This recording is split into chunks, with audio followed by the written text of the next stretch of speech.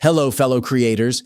Today we're diving into the versatile world of cropping in DaVinci Resolve. Whether you want to focus on a specific subject or achieve a particular composition, cropping is the key. Let's jump right in. First things first, let's get our footage into DaVinci Resolve. Right-click in the media pool. If you don't see it, just click here to make it appear. Choose Import Media and select your footage. For this tutorial, I'm using a clip of a woman on a laptop. Drag and drop it onto the timeline and play it to see how it looks. The first method is simple.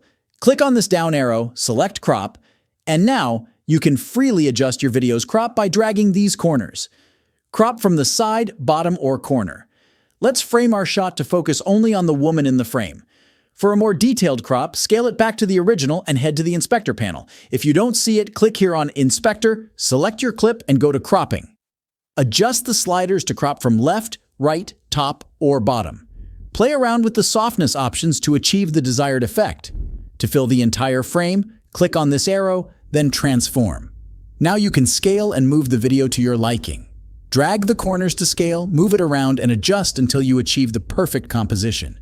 It's all about making your vision come to life.